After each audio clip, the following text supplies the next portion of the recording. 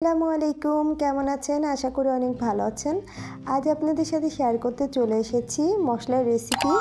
আর আজকের মশলার রেসিপিটি দেখাবো আমি প্রতিদিনকার বাটাবাটির ঝামেলা থেকে মুক্তি পেতে এবং পেঁয়াজ রসুনের যে পরিমাণ দাম বেড়েছে, অল্প পেঁয়াজ রসুনে কিভাবে মাস কাভার করব সে একটা আমি মশলা তৈরি করে থাকি ঘরে, তাই আপনাদের সাথেও শেয়ার করতে চলে আসলাম।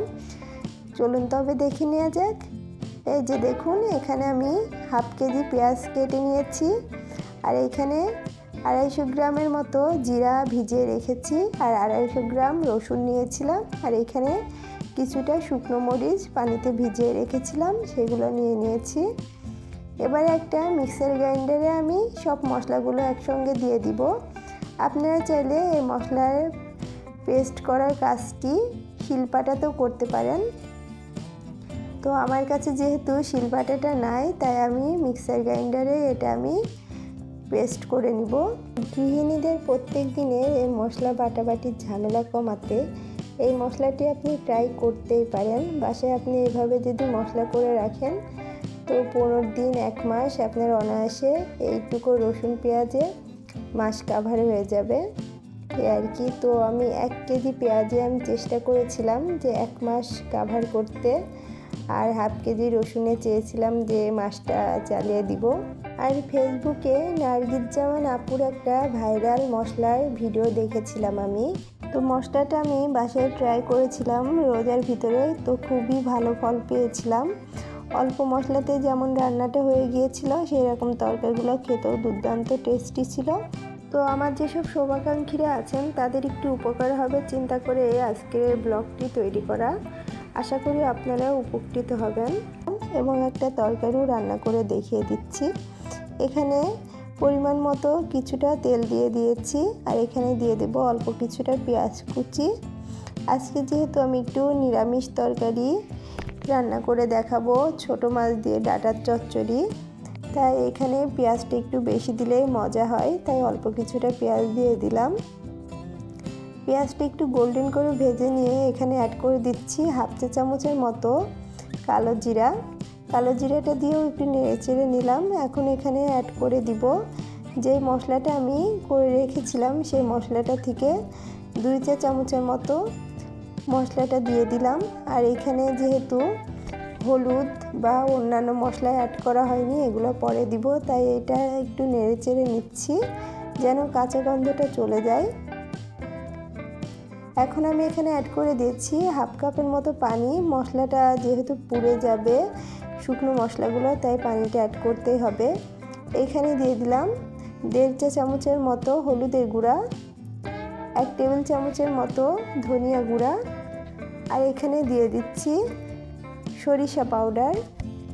আপনারা চাইলে সরিষা বাটাটাও দিতে পারেন। তো আমি সরিষাটা গুঁড়া করে রেখে দিয়েছিলাম, তো সেটা দিয়ে দিলাম হাফ চা চামচের মতো। এখানে আরও 1 টেবিল চামচের মতো পানি অ্যাড করে দিয়েছি আমি। এখন মশলাটাকে খুব ভালো করে কষিয়ে নিব।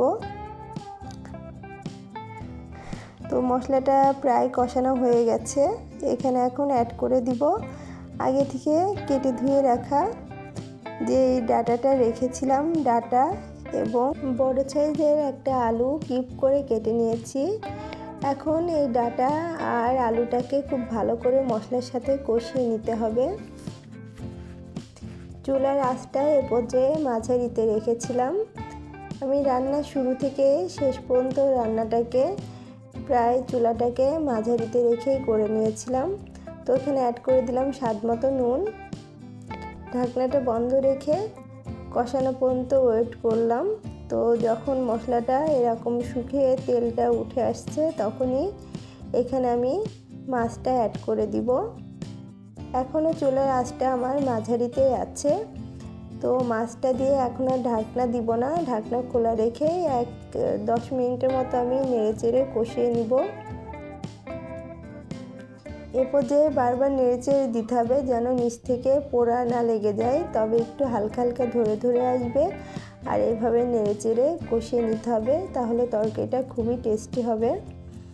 তো যাই হোক, আমার কষানো হয়ে গেছে। এখানে আমি অ্যাড করে দিচ্ছি পরিমাণ মতো ঝোলের পানি। আপনারা যে যতটুকু ঝোল চয়েস করেন সেভাবে পানিটা অ্যাড করতে পারেন।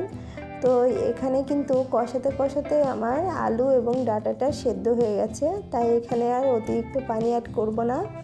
অল্প পানি দিয়েই আমি তরকারির ঝোলটা একটু গাঢ় হয়ে আসলে চুলাটা থেকে নামিয়ে নেব।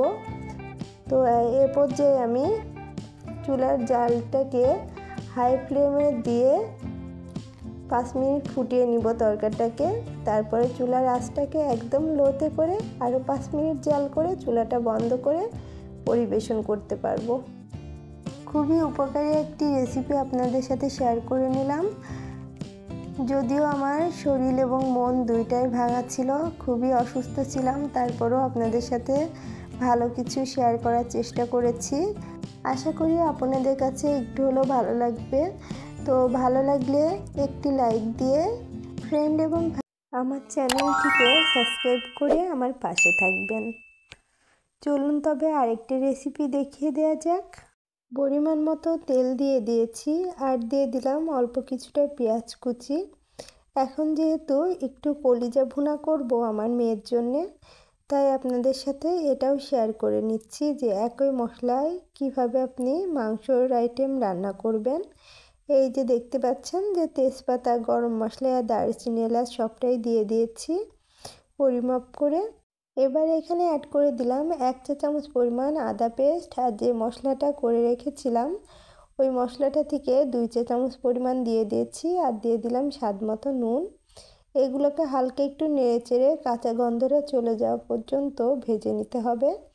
এরপরে দিয়ে দিলাম অল্প কিছুটা পানি। এখন দিব হলুদের গুঁড়া 1 চা চামচ, 1 চা চামচ ধনিয়া গুঁড়া দিয়ে ঢাকনা বন্ধ করে একটু কষিয়ে নিব মশলাটাকে। মশলাটা থেকে যখন একটু একটু করে তেল ছাড়তে শুরু করবে তখন কলিজাটা দিয়ে দিচ্ছি। আমি যেহেতু বাচ্চার জন্য কলিজাটি ভুনা করছি, এজন্য মরিচটা একটু কম দিয়েছি এবং মশলাটাও একটু ভাজা ভাজা কম করব। কিন্তু বাদবাকি প্রসেসটা সবাই জানেন। তো আজকে তবে এ পর্যন্তই। সবাই ভালো থাকবেন।